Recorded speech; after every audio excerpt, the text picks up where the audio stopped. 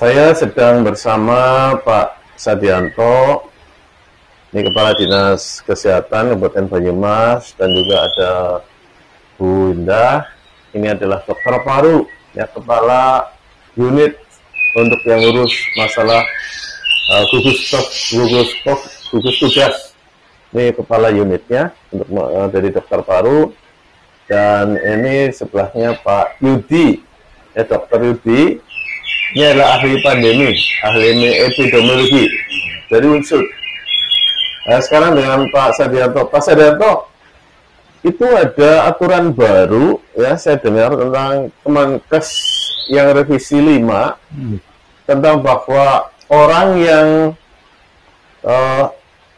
OTG tanpa gejala, ya, setelah di swab kemudian positif, setelah itu kemudian nunggu sampai 10 hari, ternyata kemudian sehat-sehat saja, maka otomatis itu dinyatakan sembuh tanpa harus swab. Itu betul atau salah, Pak? Coba dijelaskan.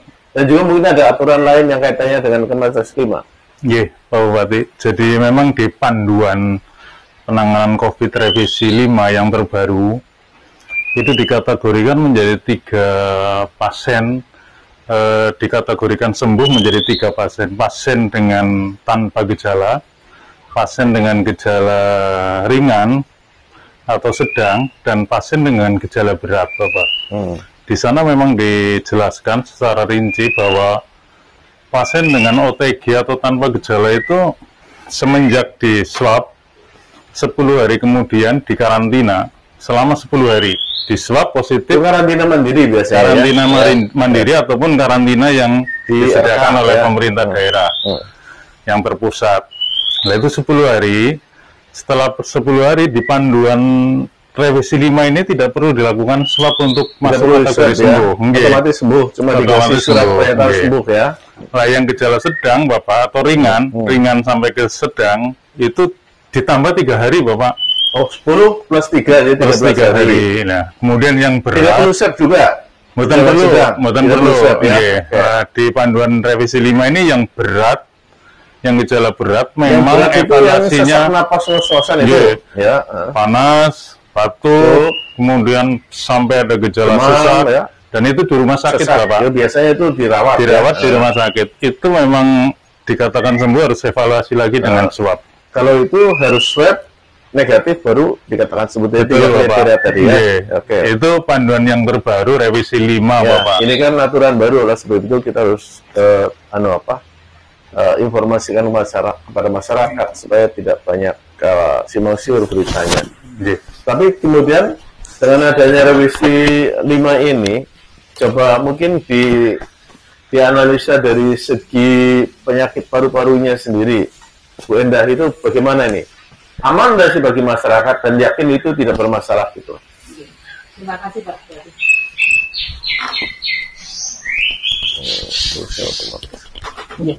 Terima kasih, Pak Bupati. Memang dari Kemenkes revisi 5 ini ada beberapa perubahan yang dibandingkan yang sebelumnya. Kalau dulu kan harus dinyatakan sembuh kalau 2 kali swab negatif baru dinyatakan sembuh. Tapi berdasarkan Kemenkes revisi 5 ini, mereka juga sudah mengacu kepada aturan WHO. Sudah ada penelitian di Singapura kalau tidak salah yang menyatakan bahwa setelah 9 hari mereka dilakukan swab, kemudian dikultur, ternyata tidak ditemukan lagi virus dari hasil swab. Berarti 10 hari itu memang virusnya nggak ada sudah, ya? Ya, insya Allah dari hasil penelitian itu. Jadi aman, ya? Insya Allah aman. Jadi Kemenkes ini memang ada dasarnya. Sekarang ke Pak Yudi. Jadi ini kan masyarakat banyak yang pada bersuara istilahnya nyinyir lah, ya. Kok yang meninggal banyak? Apakah itu betul-betul karena COVID? Atau itu mungkin sakit biasa di COVID kan? Ini coba dijelaskan, karena kan Pak itu ahli di epidemiologi, ya, tahu persis kondisi penyakit ini bagaimana, supaya masyarakat itu menjadi jelas lah, tolong. Ya, baik, terima kasih Pak Bupati. Saya kira tidak tepat ya kalau masyarakat punya anggapan seperti itu, bahwa pemerintah atau rumah sakit itu tidak tepat, itu salah gitu ya, tegasnya gitu. Salah gitu salah aja. Ya. Karena jelas bahwa penyakit COVID-19 ini nyata real, ada gitu ya. Nyata real ada. Dan penyebabnya adalah virus SARS-CoV-2 ya. Dan itu sudah terbukti. Itu bahaya atau tidak? Virus SARS-CoV-2 ini sangat bahaya sekali ya, karena mudah menular, apalagi bagi mereka yang memang punya risiko tinggi. Itu kemungkinan besar menderita penyakit yang gejalanya berat, bahkan kritis, bahkan bisa mengancam jiwa, itu tinggi sekali kemungkinannya. Jadi memang mereka-mereka yang kelompok risiko tinggi ini harus betul-betul kita lindungi. Ya, masalahnya tuh, masalah itu tuh selalu nggak bahaya hanya untuk orang-orang yang sakit berat saja. Itu memang kayak gitu apa kita masa bodoh aja gimana? Tidak demikian Bapak Bupati. Jadi tetap masyarakat harus menjaga diri sendiri dan keluarganya, bahwa virus ini tuh bisa menyerang sebetulnya ke segala usia. Hanya saja akan lebih berisiko fatal pada mereka yang memang berisiko tinggi. Kelompok-kelompok risiko tinggi itu mereka yang usia lanjut, memiliki komorbid, ibu hamil, dan balita. Nah, kembali ke Pak Sadianto. Jadi, coba pengamatan dari 120 yang meninggal itu, betul nggak sih? Ada yang tanpa komorbid itu meninggal gitu loh? Hanya 2 Bapak yang tanpa komorbid. Tanpa komorbid meninggal 2 ya? Hanya 2. Yang lain terdata di kami, di laporan kami, sekarang kan sudah 124. Sekarang 124. 122 komorbid semuanya Bapak. Ada hipertensi, diabetes mellitus, dan yang lain Bapak. Tapi memang yang meninggal banyak yang usia lanjut. Tetapi memang karena ada penyakit penyerta Bapak. Jadi COVID itu sebagai trigger ya? Iya, siap. Sebagai mempercepat sebetulnya. Karena sebetulnya mungkin orang itu bisa berusia 2, 3 tahun, 4 tahun lagi. Tapi karena COVID ini menjadi sekarang gitu ya. Bulan Desember saja ini yang meninggal sudah 46 Bapak. Ya.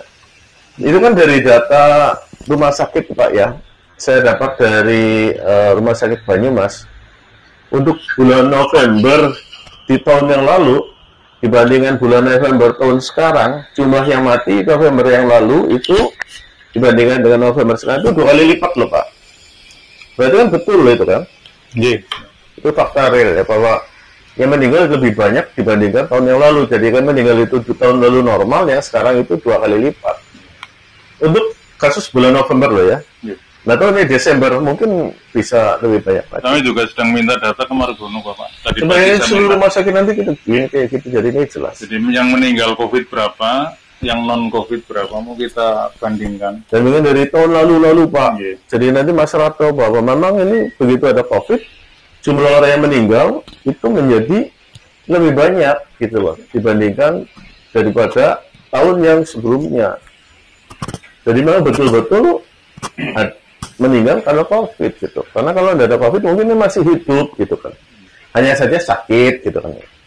Ya sudah, makasih banyak pada semuanya. Matur nuwun, mohon maaf mengganggu waktunya. Ya.